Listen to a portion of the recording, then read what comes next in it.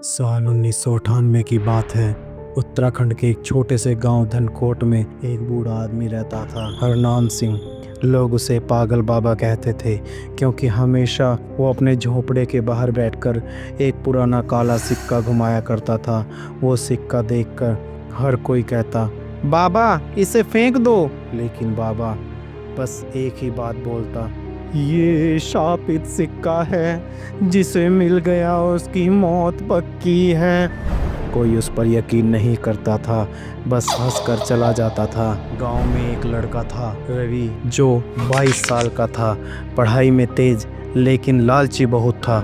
वो हमेशा शॉर्टकट से अमीर बनने के सपने देखता रहता था। एक दिन रवि ने सुना कि वो सिक्का बहुत पुराना है और शायद सोने का हो। रात के अंधेरे में वो चुपचाप हरनाम बाबा की झोपड़ी में गया और वो सिक्का चुरा लाया। जैसे ही सिक्का उसने अपनी जेब में डाला, एक ठंडी हवा चली। रवि ने पीछे मुड़कर देखा, झोपड़ी की दीवार पर एक काली छाया नाच रही थी, लेकिन उसने ध्यान नहीं दिया। अगली सुबह से जब सब कुछ बदल गया, पहले तो उसके कुत्ते की अचानक मौत हो गई, फिर उसका छोटा भाई सीढ़ियों से गिर गया, रीढ़ की हड्डी टूट गई। घर का माहौल अजीब हो गया, जैसे कोई दिखता तो नहीं लेकिन आसपास जरूर है। रवि को रात को सपने आने लगे। एक काली परछाई उसे हर रोज कहती, सिक्का मुझे दे दो, ये सिक्का मेरा है, वरना तुम अगले होगे। वो डर गया, लेकिन उसे यकीन नहीं आया। रवि सिक्के को गांव के पंडित के पास ले गया। पंडित ने जैसे ही सिक्का छुआ, उसकी आंखें सफ़ेद हो गई और उसने कांपते हुए क्या कहा, ये वीर भैरव साधना से जुड़ा है। ये सिक्का, इसे किसी ने बलि देकर जागृत किया है।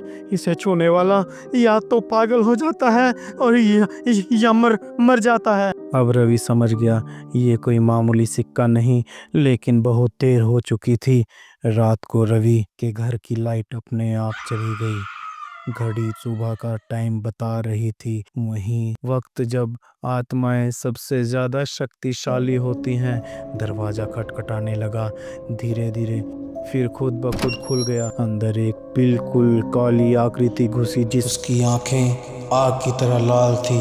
उसका चेहरा नहीं था, बस एक गड्ढा सा। उसने बस एक ही बात कही, तुम मेरा सिक्का ले आए हो, अब मैं तुम्हारी बलि लूंगा। रवि चीखा, लेकिन आवाज़ बाहर नहीं निकली।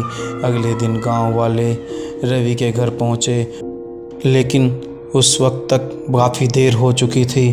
सभी गांव वाले रवि की लाश के चारों तरफ खड़े थे, चुपचाप उसे और उसके हाथ में जो सिक्का था उसे निहार रहे थे। दोस्तों, हमें इस कहानी से एक ही शिक्षा मिलती है कि जिसके पास जो है वो उसी का है। हम उसे लेने की कोशिश ना करें। लालच में हमेशा हम बहुत बड़ा नुकसान कर बैठते हैं, इसीलिए लालच ना करें। जितना है जो है उसी में खुश रहें।